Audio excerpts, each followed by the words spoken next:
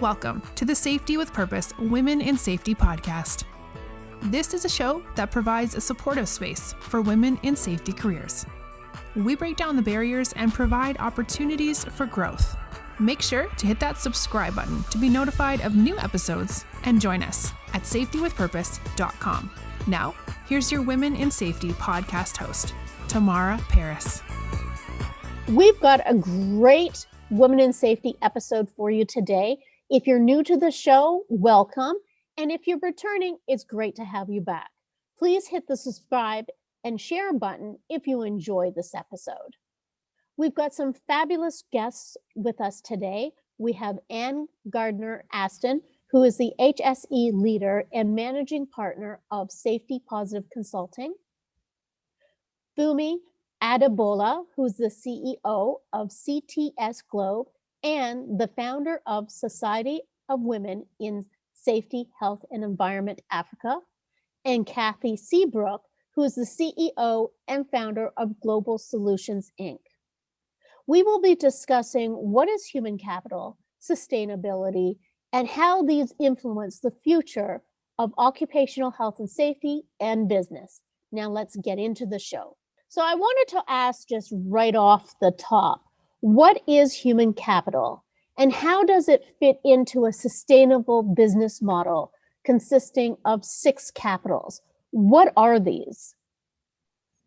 Who wants to go in and try that first? Kathy, why don't you go ahead? I'm going to throw it to you. I'd be happy to. Human capital is near and dear to my heart. I'm one of the ambassadors for the Capitals Coalition, and so human capital is part of that. Just kind of putting this in the context of business, there are 6 capitals in capitalism throughout the world, and it's manufacturing, intellectual property, that's human capital, that's natural capital, which is the environment. And then there's the social capital, which are the relationships a business has. So with their suppliers, with their customers, with communities, governments, et cetera. So just to kind of put that in the context of business and why this is like way bigger than health and safety and way bigger than human resources, to be honest. Because a company is actually valued on how they treat their human capital. And hopefully we'll talk a little bit more about this throughout this podcast. But the concept of human capital, and for me, in terms of health and safety, I always say people at the core of every thriving business. And in order for them to actually be able to contribute, that's influenced by their health, their safety, and their well-being. And to me, that sets it out as to we are interdependent. There is no human capital, human resources, safety and health. It's all interdependent. And so when you think of human capital, it's people. It's people working in organizations. And that doesn't just mean employees. That means interns. That means visitors to a site, for example. That means your supply chain, so the workers in your supply chain, and your contractors' workers. Human capital as a topic is not something that I've really ever come across, except since knowing Louise and yourself and so on. But the more I hear about it, the more I read about it, the more I realise it's just everything that has been happening in a health and safety career right from the get-go. It's just that it's defined in a certain way. But I think we all can understand what human capital is if we've worked in that environment, and it's becoming more and more important, I think, as we bring the people aspect into health and safety, to making it more people-centered, and that's where human capital really comes into its own, I think. I mean, if I could just add on, actually, Tamara, is just leaving off where Kathy sort of left it, and also Anne, is really just moving into a space where everything should be centered around, the workforce, about the people, right? I think businesses, if you look at it from a corporate or business perspective, where it's always been about profit, if you see what I mean, but it's now a paradigm shift of saying, you know what, it's still about productivity. The profit, you still would make your profit, but where there is a healthy workforce, then you have a healthy bottom line. So it's kind of like changing the perspective a little bit from just profit driven, but rather people driven, where you get better productivity level rather, and also your bottom line as well is healthier. So I'd like to build on what you just said, Funmi, because I think one of the things our profession, the safety and health profession does is we don't think about the big picture. We don't think about context. All the standards, the ISO standards now are really getting companies who are implementing to be thinking about context. And our profession, we are focused on people. We've always been, to Anne's point, always on people. And this concept of human capital, for some safety and health professionals, they feel it's pretty cold, right? It's like, what do you mean? But the reality is, the stakeholder groups, if we are really, really thinking as safety and health professionals about the greater business, then we start to understand what our CFOs, right, our C-suite is talking about, what the investment community is talking about, and they are looking at the capitals. So if we can align, then we become, I always say, we are the line of sight to the boardroom, with a line of sight to the C-suite, to the actual decision makers. And that, at least from the capitals and the Capital Coalition, and from my perspective, when we start having those conversations in our company, we don't have to sell safety and health, right? It's part of the dialogue. It's part of how business is done, to Funmi's point. Productivity, concepts of innovative solution creation, decision-making, and it really all does come down to decision-making. It becomes just part and parcel, if you will, to the business. Now, Kathy, when we were kind of communicating back and forth a little bit before, you brought up something about company drivers and benefits for managing human capital. Really hoping from this group, just much like my audience is that we can understand together more about this idea that you guys are bringing forward. Yes. Well, there's this confluence that's happening in the world, and it's the confluence of stakeholder expectations. And so when we talk about stakeholders, in the past, really as safety and health professionals, we think about communities. So for example, medical, fire, in the communities, departments, things like that. But that is now expansive. So it's changing the math, changing the conversation, changing the rules, and thinking about the system in which we are working. And so when we think about that, it's about changing the motivations and the incentives. And that's happening in the world right now. And because of human capital, it's this concept of people being valued versus people being a cost. And we've just seen this, right, with COVID. And with COVID, it's this, and there are many companies like this, right? They downsized, they made their people redundant. And in doing that, they were not actually valuing them. And here's the confluence. We now have investors. So if you're a publicly traded company, we have investors that are actually asking questions. They're saying, what are you doing to provide safety and health in terms of COVID or any kind of, preparedness for pandemics, and in general for business continuity, because it's a risk, right, to the business. And so the investment community, as well as customers, because they're not getting their products and services, are starting to say, how are you managing to have the people that you need, their skill sets, their knowledge, their abilities, to be able to do the work? And just real quick, an example. Ford Motor Company, an American example, but Ford Motor Company, which is global, no one was buying cars during COVID. So what did they do? They innovated, and they needed people to figure this out. They rejigged their lines, and they started making ventilators. Right? That's innovation. That's a company being able to change on a dime. And you can appreciate a large company, that's really hard. But that you need your people. And so it's this change in value, and that those conversations around value versus cost for your people. So that's those are the benefits. So your investors, if you're publicly traded, and even if you're not, your customers might be. And this whole world of sustainability, environmental, social, and governance, all kind of playing into expectations of customers, of like all of us on this call, if it's a consumer product, for example, we want to know. I mean, Nike's a great example. Apple's a great example where they had issues in the past. And And they kind of turned it around in terms of reputational risk. And, it's changed things. Kathy, you made a very, very interesting point there, really, because it's about, again, I think at the end of today's podcast, we're hoping people's, the objective is that people's mindset would kind of shift a little bit, and shifting primarily, from seeing people as not just a greatest asset that people would normally say, but rather the only asset, an organization really does have. And again, moving away from seeing your people as though they're a cost, rather than, because then when you hear health and safety, generally speaking, people think of it as a cost center, rather than seeing it as a value adding profession or exercise in itself in an organization. So it's really hoping that people after today can see, when we're talking about human capital, is people being rather value as opposed to a cost.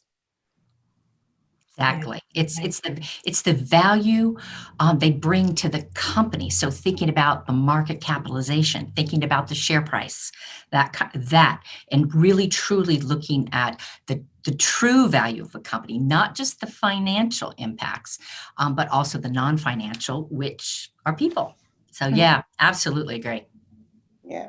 And in the words of Richard Branson, clients do not come first, employees do, and if you take care of them, they take care of your client and they take care of your business. So it's pretty much that straightforward, actually, going by Richard's statement. Yeah.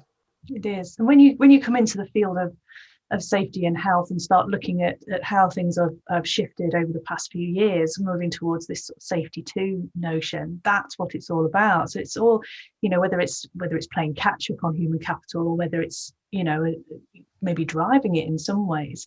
The idea that people are not the problem, they are inherently the solution to whatever it is, certainly from the safety and health, potentially well-being, productivity aspect that you're trying to fix. And it makes so much sense when you think exactly what Kathy and Funmi have just outlined, that you will get really nowhere as a company unless your employees have trust in you, that you invest in them in terms of not only financial, but responsibility, ownership, and accountability, and they reward you with the trust of a good day's work, a feeling of self-responsibility for making sure that themselves and their colleagues are all safe at the end of the day. So it's absolutely win-win for me. I don't understand why companies would do any different. And I'd kind of like to drill a little bit more down on looking at human capital in relation to employees. Because from my experience in the work world, there's a set of employees that are highly respected. We know them, they're the C-suite or anybody with a management title.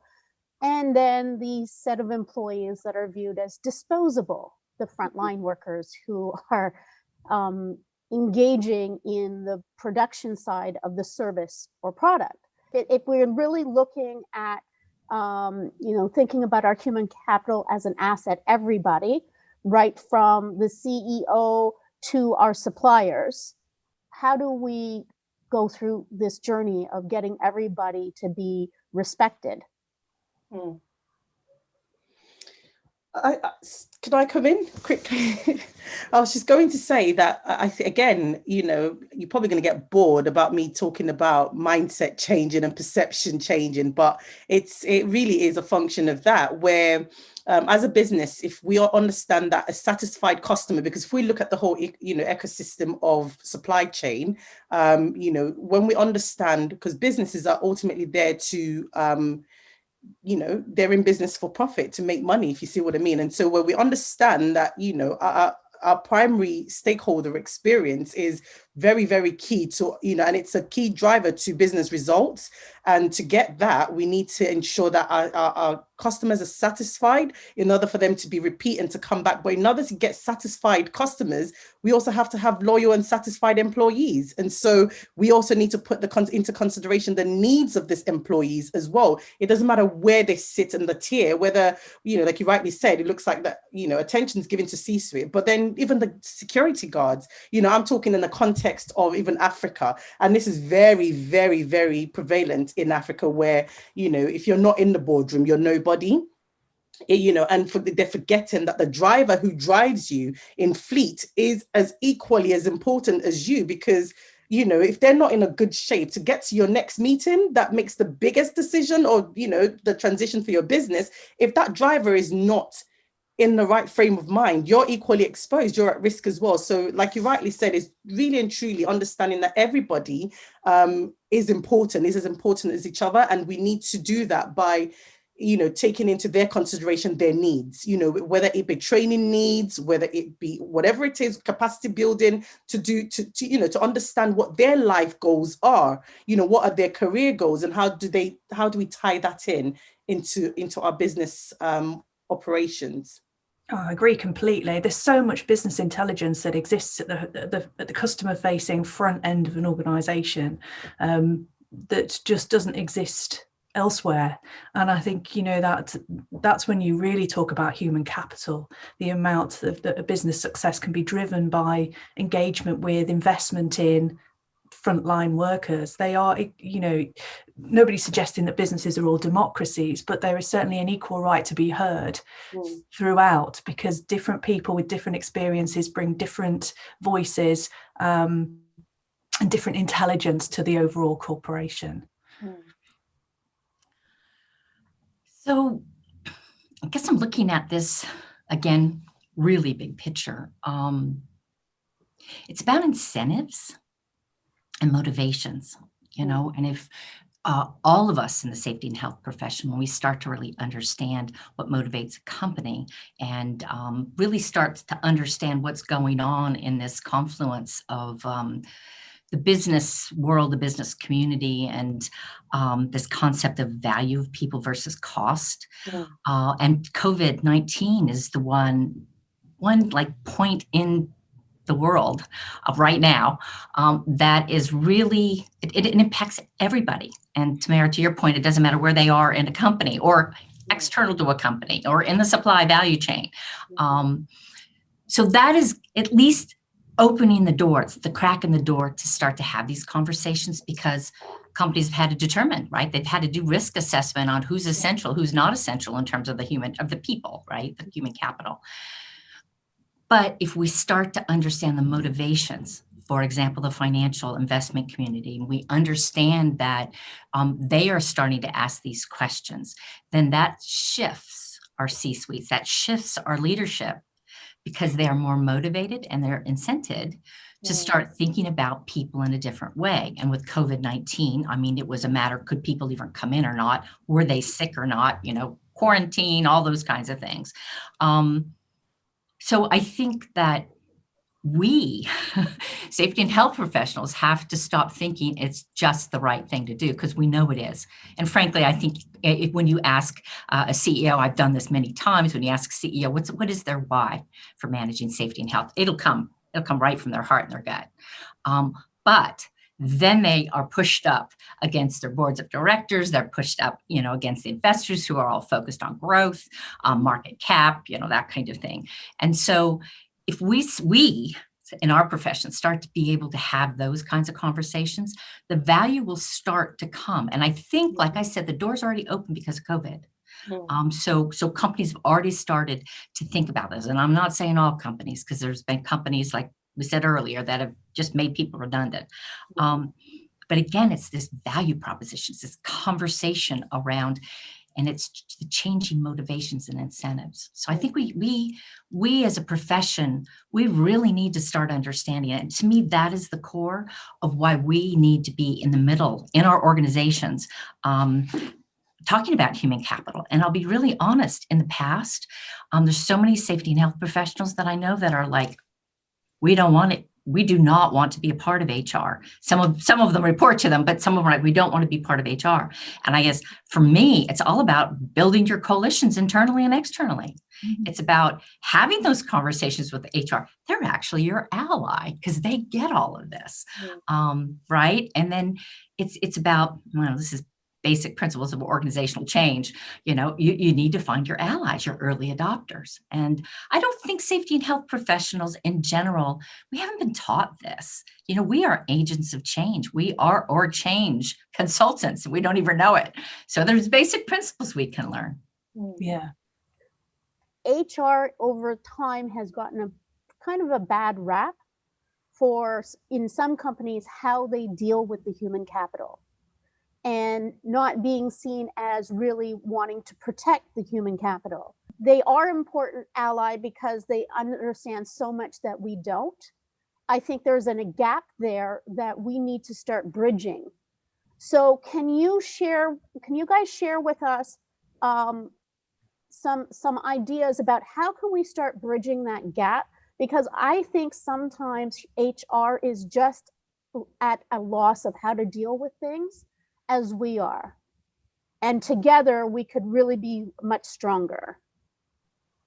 Yeah, I think so. There's definitely a Venn diagram, isn't there, with HR and health and safety. And I think, there are certain points on which, I love the idea that something good come out of COVID-19, and that is that, the idea about well-being, about the employee first and foremost. You've got to be thinking about transmission and how people work together and how they sort of come together as a system almost.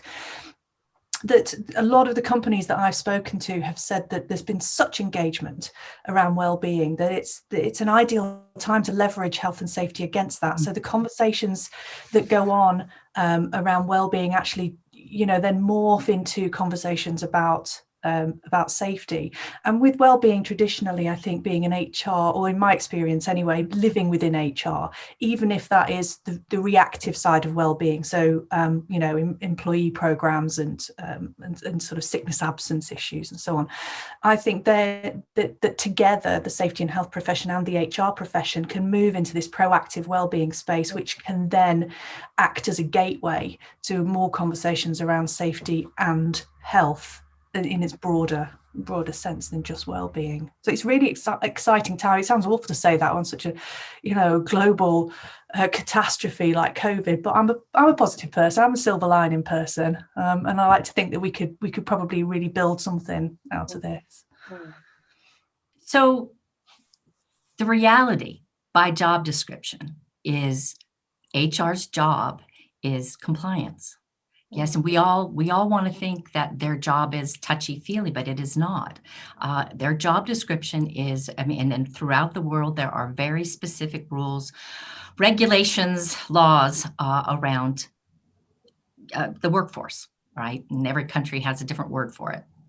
Their job is to assure that the company is in compliance with all the employment laws. And keep the CEO out of jail, basically, right? And the company, reputationally in a good place. So I think if we understand that, first and foremost, our feelings don't get hurt because they're not quote unquote caring. They're not what we think that they should be. And part of the caring is making sure that the employees and the people working are safe, healthy, and they really have a sense of fulfillment, that concept of well-being.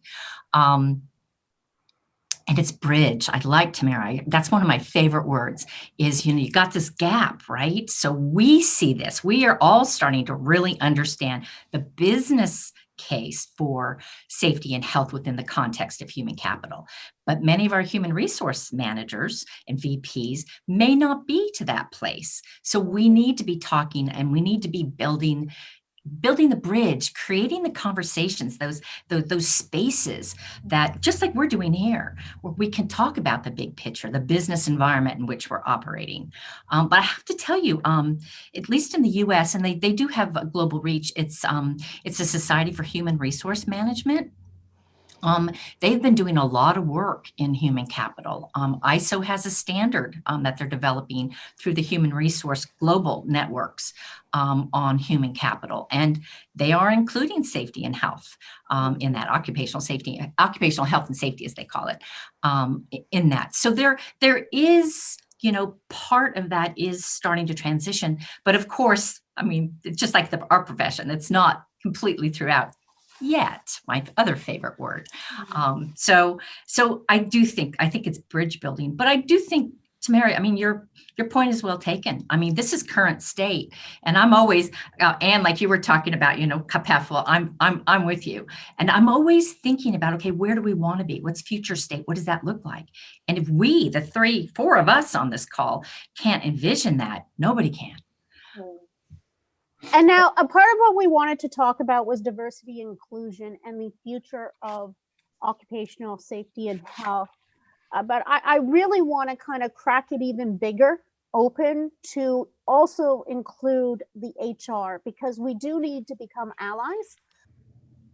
It might seem like a slight redress in terms of going back to the previous question, because I think it links right into this as well, a little bit as well, when we're talking about forming allies and stuff. And just to build on what Kathy said about the bridge, and, one of the ways to close this gap that we have and build a bridge, and I think that would be knowledge gap that is missing for our HR professionals, because you're right, they can interpret statutory instruments, or their job really is to ensure compliance to it to an extent, but then there has to be a balance of technical understanding as well as just literal interpretation of what the law is saying to have. And it just reminds me of one of the projects that I'm doing in Africa is, particularly in Nigeria, is working very closely with the HR community, the Chartered Institute of Personnel Management, because if we are going to change any narrative, we need this set of people to indeed be our allies. And so one of the things, part of the bridge is capacity building, because if we're talking about, introducing policies in the organization and what have you, and, HR are the people who are part of the recruitment process of getting the right talent on board.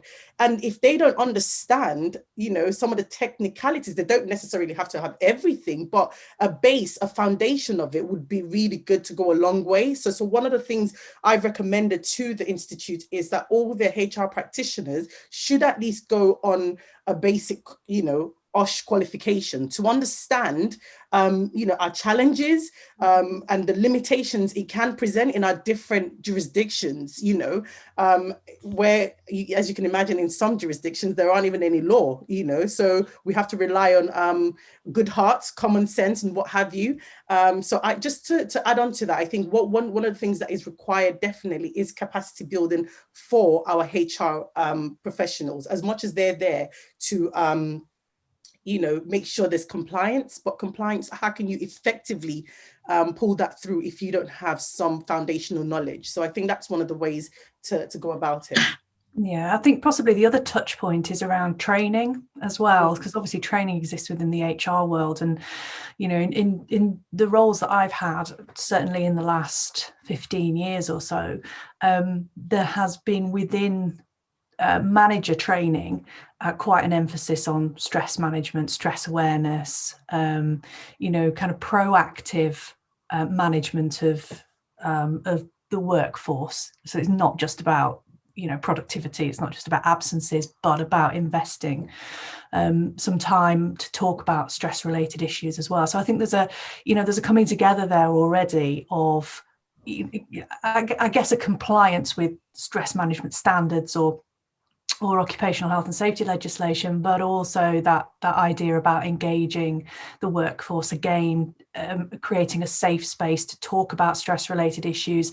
How can managers encourage openness or at least an open door attitude to those kind of issues? So you can find those touch points. It's not necessarily about forcing an issue. I think they are there naturally if you set out to seek them. So just kind of building on both Funmi and Anne, because I think they're both spot on. We are really looking at current state, right? And whether we're looking at current state of human resources, Funmi, and I was so grateful, had invited me to be part of a panel, and I got to meet the CEO of the Chartered Institute for Personnel Management for Nigeria. And I am telling you, that woman was amazing. We didn't have to talk about occupational health and safety because she did. She was phenomenal. So, it's a continuum, right? And, so Nigeria is like way over here. And, some of the other countries, much more, Canada, well, actually, I'll have to tell you, I got to make a big plug for Canada. Canada has been the world leader in psychological health and safety. I'm part of the ISO 45001 leadership team. It's the actual technical committee. And right now, we're in the process of developing ISO 45003, which is around psychological health and safety. Well, I am here to tell you the source document is the Canadian document, which has been published since 2013. So the Canadians have gotten it right. In this particular, and many other areas too, but this particular area, world leaders, and we are recognizing that globally.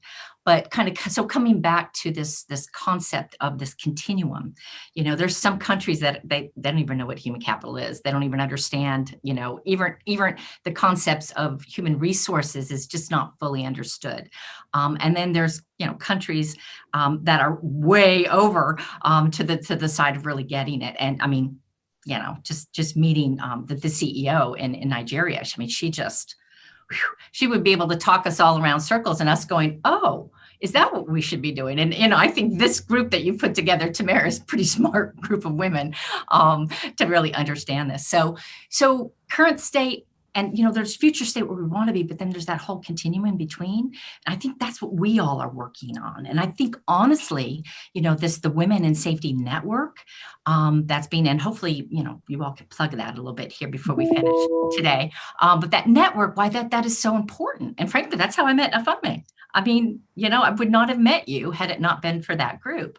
I think that's one of the kinds of things that we can do is, capacity building, as you said, Funmi. Yeah, that to me is just really, it's big picture. But if we're not doing it, who's going to be doing it? If we're not bridging the gaps, who's going to be doing that? And frankly, we have a lot to learn. As I learned from the CEO in Nigeria for the Chartered Institute, she was amazing. So yes. And I'm glad that you brought up our coalition, because I do want to speak about that. And Please. So I'm going to throw out two ideas here. Is one, how can our coalition and help with this? And I'm hoping that you can share the vision. And we've got an event coming up, so I don't want to burst any surprises. I'll leave that for you. But secondly, thinking about, is there opportunity for us to be creating a collaboration with HR through what we're doing? Yeah, definitely. So the Global Coalition of Women in Safety Networks is, as you probably guessed from the title, an international project really to bring all of the various women in safety networks together to speak together and really, in essence, be greater than the sum of our parts, I think, with what we can offer and the opportunities that we can put forward, the discussions that we can have, the problems that we can solve, and all of that kind of thing. It was really the brainchild of Louise Hosking, who's been on your podcast tomorrow a couple of times, and in the UK she's the president-elect of the Institution of Occupational Safety and Health, so quite prestigious. And her and I and other people have been talking about this idea about diversity and inclusion with occupational safety and health for quite some time. And having spoken about it, and if you know Louise, she's an action-orientated person. Suddenly it went from just rabbiting about it to a 1,000,000 miles an hour project in the space of what felt like a heartbeat. Ultimately, it's a relatively long story, but ultimately her and I and Malcolm Staves, who's the Global Director for Health and Safety at L'Oreal, so we'll put our heads together and say, well, what can we practically do to bring these networks together and start talking to each other? And within, I think within a week, probably, of really having floated the idea of doing this, it was almost done in terms of the concept. Malcolm and Louise know everybody. I don't really know people, but I can do stuff, and I can organise stuff. So there was me. Oh, you're the chair of this global coalition now, are you? Oh, okay, fine. So I'll do that if you bring everybody else in to the conversation, which they duly did. And what absolutely phenomenal setup we had for our first meeting. I think it was the 6th of January, wasn't it? Everybody was so positive about what the difference we could make to conversations about diversity and inclusion, not just about women, but about all diversity and inclusion. And from all over the world, we had Eldine, who was at 5 a.m. Wiping the sleep out of her eyes was she in Arizona, I think. Yeah.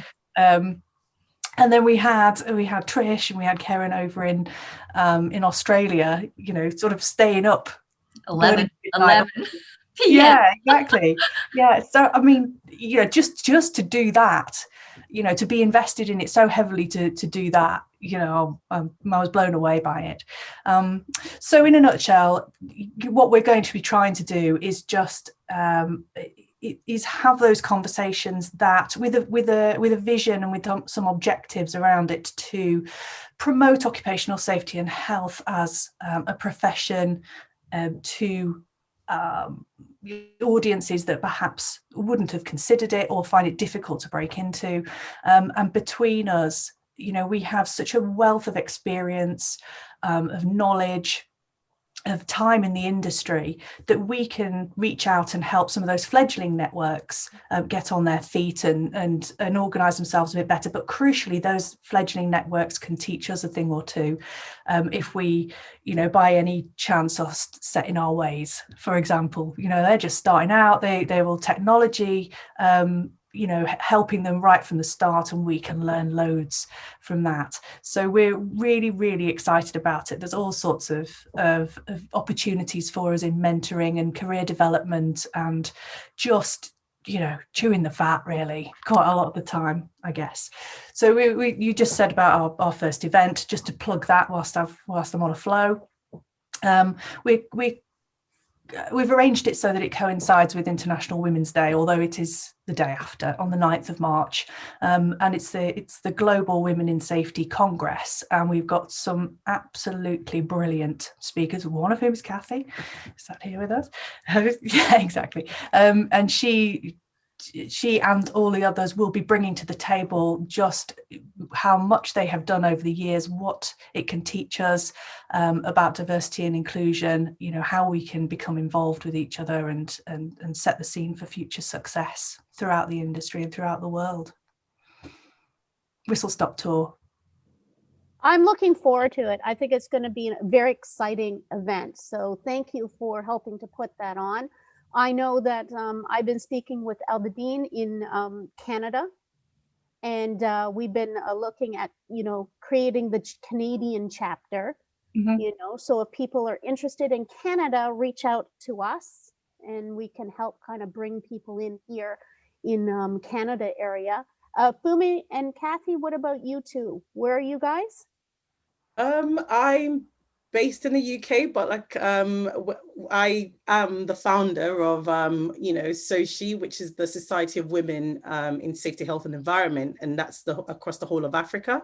And so this is something that I think the coalition is amazing. It's such a laudable one because it also very much aligns with the objectives of SOCHI, which is having impact, albeit ours is within the continent, but I think it's such a great opportunity as well to be able to form or be a part of this and be beyond just Africa and engage with our counterparts across the globe. I think it's amazing, where when we're talking about this whole gospel that we're preaching, it's without borders, and we are all kind of reading from the same hymn book and we all want the same results. So I think this is amazing, and SOCHI is definitely plugged into this. We do have women across the whole of Africa who are part of SOCHI, and so this is something we will be inviting every woman, every OSH female professional, including men as well. Again, like you rightly said, and it's not about isolating our male counterparts. It's also about bringing them on board as well. And so we do have ambassadors, male ambassadors of Sochi, and so we intend to use that platform as well to, share this agenda. And I just want to plug. I just think it's great that we're doing this. And I, my byline for my company, Funmi, is business without borders. I am so aligned with your thinking. I just think for me, it's this global network of, I'm a founding member of, we call it WIS, Women in Safety. I used to be Women in Safety Engineer, but now it's Women in Safety Excellence. I like WISH because I think that that's so female, but it was WIS.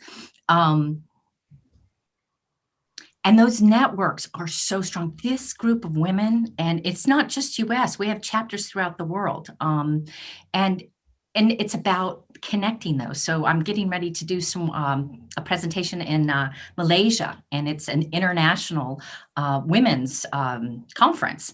And it's the Kuwait chapter of WISE that contacted me that said, would you be interested in, being a part? And was like, yes. So to me, this is something that all of us should be a part of, right? So this global network. I'm a big coalition builder. So coalition is a word that I like because when you talk about coalition, it's a level playing field. So whether we're talking about diversity, inclusion, or we're talking about developing, developing countries, whether we're talking about, brand new or, have been around for, 15, 20, 25 years, it's like it's a level playing field coming together. So Sochi, for example, coming together with this global network, with WISE in the US, with what's being created in Canada, it's like we all have something to share. And that with the human resources groups, because they are all very, very, it's not women necessarily oriented, but they're very mature, right? In their networks and in their organizations. So yeah, just two other things I wanted to say for us, diversity, inclusion. I want to make sure we get this in. And the conversation around diversity and inclusion. For me, and all of us, being a woman in this field, I was always kind of like one of the only ones. I mean, when I first got out of university, we wore these little bow ties because it was very US to do.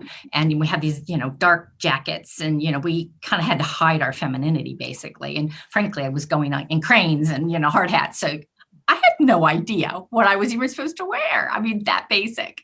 And there was this woman, Jan Thomas, who's sadly, she's no longer alive, but she worked for the enforcement agency here in the United States, OSHA. And this woman was, oh my gosh, she was my hero. She took me aside. She goes, okay, so here's what you need to get. Here's where you go get your steel-toed shoes. Here's where you get your hard hat. Here's where you get your safety glasses. And this is what you wear to climb those cranes. And I'm like, thank you. So I share that because I think that's what this network can do. We can be a role model. And I think if we don't do anything else, we're a role model where there is access to opportunity. So opportunity, in my case, knowing what the heck to wear in a crane. But for us, I think women around the world are just really competent in terms of safety and health. There's a lot of programs out there that we can do. And, on our own, we can get to that level. But what's missing is opportunity. And for me, that's what I think this network can help with. I get, those recruiting things all the time, and that also get asked because I have a vast network.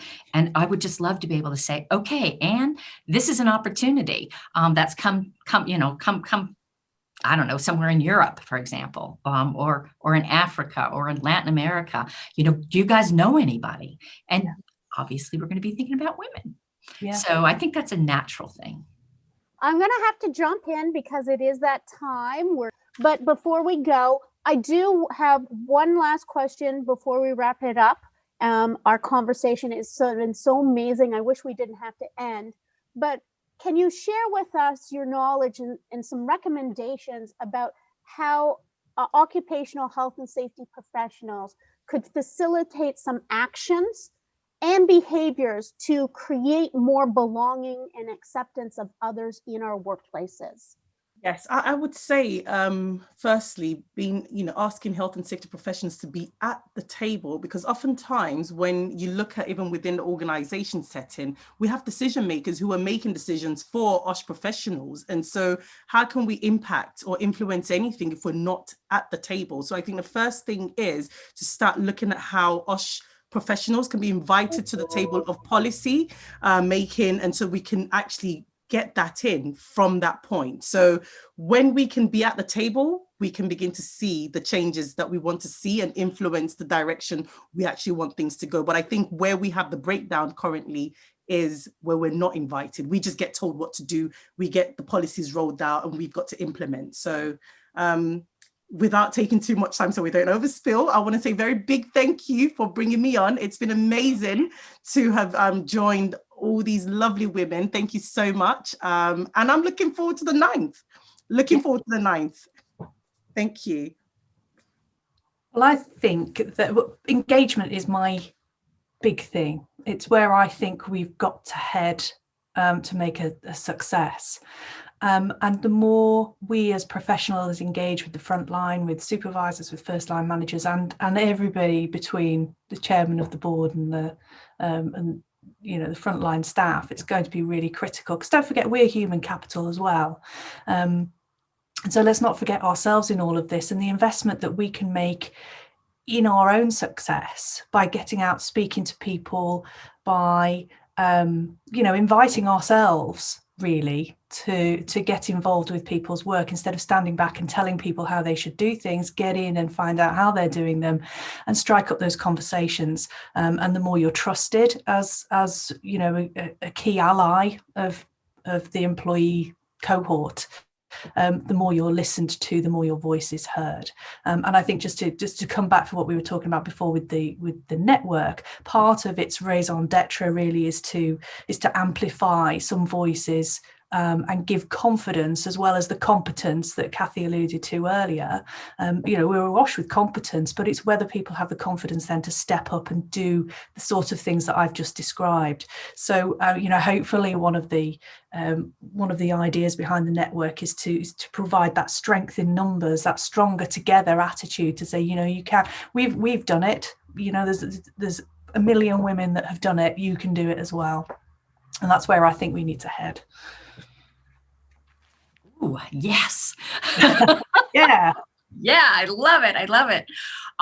So just to answer your query, I think it comes back to the bridge building at a very, very high level. It's as Funmi had said, it's having the seat at the table. But it's not just having a seat at the table. It's actually having a seat at the table with decision useful information, right? That impacts the business. It's coming to the table with an understanding of what the risks and what the opportunities are for the organization, not being the police, but actually being a part of the decision-making process. So we are part of the decision makers, but we don't necessarily have the authority to make the decisions. So it is engaging with the C-suite. And it's not just at the board of directors meetings or at their leadership team meetings.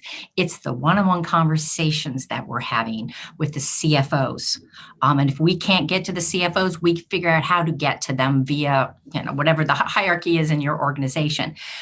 But we have to be knowledgeable first. We need to understand what our current state is. We need to understand and envision what the future state is. And how we get there is by finding early adopters. That's what I call them in your company. That, the light bulb goes on as you're talking to them and you think, okay, I need to come back to this person because that person's going to help.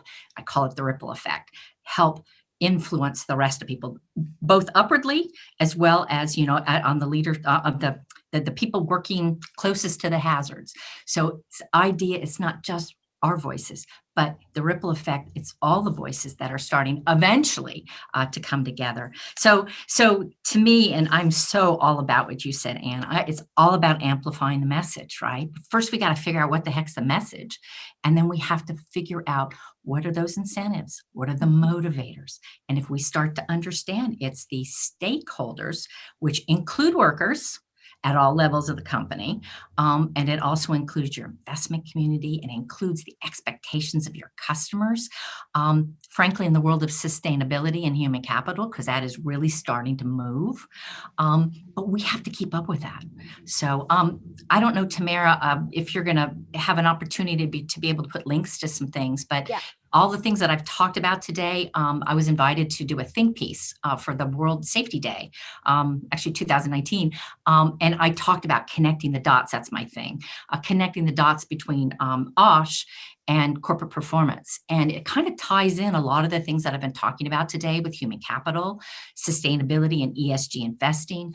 So I would be happy to share that with you if that would be helpful. Yeah, no, that would be great. We are going to put resources to this episode on the episode page, as well as the contact information of all our guests that were here today, so that the audience can go to get that themselves. So great, Kathy, that would be great. And to any resources that you have to help people along. You know, and one more area that I'd like to kind of crack open, if you have one more minute, is about how we can also help provide voice and empowerment into the workforces and the supervisors and all those individuals as well. That is something that we can harness our advocacy inside of us to lift other people up. What are your thoughts around that? Well, I don't mean to talk too much. I think our superpower, and we don't even know it, our superpower is our capacity to listen. Because if we listen to people throughout the organization, everyone, what you do is and this is, again, principles of organizational change, what you get to do is you start to find the threads. And the threads aren't coming from me.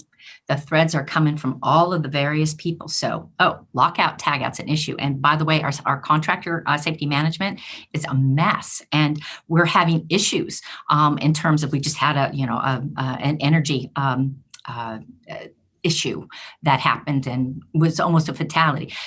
Things just start to happen. And by the way, that was 2 or 3 years ago. And we really haven't, updated that energy management process that we have.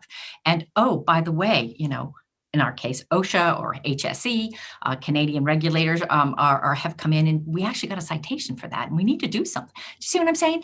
As you're listening through, and then you're finding out that your electricians or the folks in your maintenance area, they actually nod, wink, wink, know that they can't use that process because it's not usable. Now, for me, our superpower is to bring all of those people together, not for us to solve the problem, but for us to bring those people together and say, this is sort of what's bubbling up, and then let them talk it through and let them come up with a solution, because that solution will be implemented because everybody has had a part of it. So to me, I think as safety and health professional, our superpower is our listening capacity. Amen, sister.